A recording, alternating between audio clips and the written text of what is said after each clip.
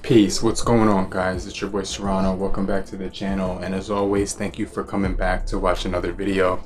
Today I'm going to give you 5 things that I like about the Google Pixel 4a. So if that sounds like something that's interesting to you, sit back, enjoy the video, and make sure if you're new, join the crew and stay locked in for the 5 top reasons that you should actually check out the Google Pixel 4a.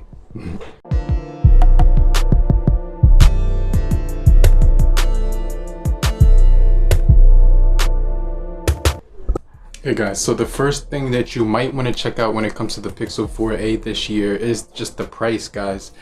I haven't been a Pixel user in the past because their phones usually start around $700, making them just north of what I'm willing to pay for a smartphone. However, the Pixel 4a has a starting asking price of $349, undercutting some of the other budget phones such as the Apple iPhone SE. Also, you're getting another phone such as the they have other budget devices. The Nord just came out as well, which is in a similar price range as well, but this one actually undercut both of those by $50, and there's good reasons why this phone is a solid device over top of those devices, and it has to do with the overall price to performance. Now, the number one reason is price, guys, and we're gonna get into that in a little bit, so make sure you just stay locked in. And if you're enjoying the video so far, make sure you hit the bell icon. That would be really appreciated. Now, after the price, the second thing I would say is just overall build quality. This is one of those phones, guys, where it feels like you really shouldn't need a case. It just has a really nice like, it almost feels like leather or suede on the back of here. You know how black matte feels, guys?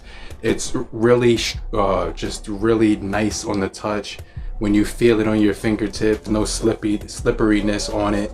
It doesn't feel like it's gonna fall out of your hand, and the size of it is really like palm friendly. This thing is literally a really one-handed friendly device. It fits in your palm tremendously well. I just can't emphasize that enough, how good this device feels in your hand. So the overall build quality, guys, and the feel in the hand has to be the number 2 reason why you should pick up the Google Pixel 4a. So the third reason that I want to talk about picking up the Google Pixel 4a in 2020 has to do with the overall battery performance that I've been getting with the Google Pixel 4a, guys. Now, this device has been really good when it comes to the overall battery. I have been using it solid, playing games, recording videos. It's now 8 p.m. right now. I took it off the charger maybe at noon, and I still am at 34%, guys. Let me just show you my battery usage. I have not had battery saver on. I've been using it all the way through with no charger, and it's been doing really well. So honestly, you gotta say, this is a true 24-hour battery life phone. They weren't making any assumptions that it would be 24 hours. This is definitely 24 hours, and it's been tested here on the channel. I've gotten just over about a day or so with this battery, and you do get pretty good screen on time as well. I was able to get about 6 hours SOT, or a little bit more than that, without bringing it down to 0. So I gotta say that the battery that they put in here is really good. I definitely couldn't ask for more with the battery. It's really been strong. It's held its charge really well.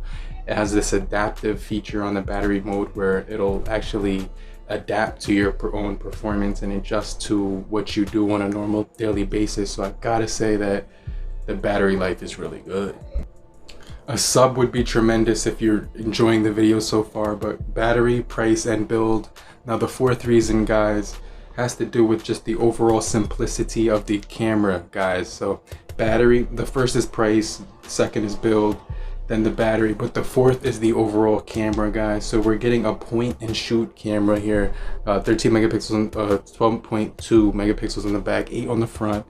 Really good, simplistic, and software driven cameras where you won't really need to do any tweaks or use manual mode.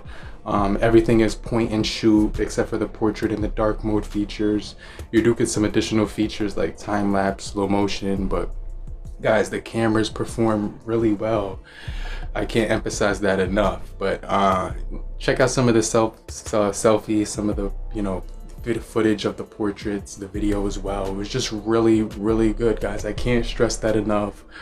For the price of $350, this has to be the best of cameras in the entire world as far as software driven and, you know, how the cameras look. You're getting some really good DSLR looking portraits, high quality image with one single camera, so you won't, no need of a macro or a wide angle. And what I found is that when you mess around with the zoom, you could pinch to zoom and you can actually achieve some of the same looks that you would get on other phones that have the wide angle. So I definitely couldn't emphasize that enough. The fourth reason is the cameras, guys. Final reason, guys, is this thing is the software updates and the overall OS and software. This thing is running on Android 10. It's gonna get 3 years of Android updates. You're gonna be getting all the software updates for the security patches. You're gonna get Android you know, after Q, and from there on 2 more updates. This phone is really future packed with some of the best software that you're going to be getting.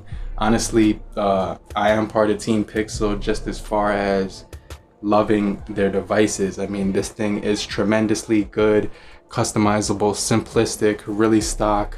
This is the budget, this is pretty much the Apple version of Android. So honestly, I gotta say, this is probably one of the best Android experiences you'll ever have. If you really like stock Android simplicity, if you don't really like to customize, this one has some customization features, but it won't overwhelm you or give you a panic attack or a temper tantrum when you're trying to decide what app to use, theme to use. Everything is just really straightforward and easy to understand.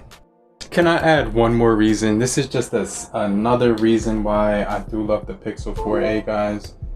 It's the final reason, and basically what it comes down to, guys, is that this device has 128 gigabytes of internal storage, meaning that you're getting a ton of storage to work with. In the past, Google devices would hook you up with their Google One Services program. They'd give you unlimited storage. They took that away with the Google Pixel 4, which I was interested in until they did that. And then they actually made it only 64 gigabytes of internal storage. But this device is the budget phone, half the price with more storage. You're getting 128 gigabytes of internal storage to work with, which for me is the sweet spot, because 64 is kind of getting a little bit less of what is ordinarily needed.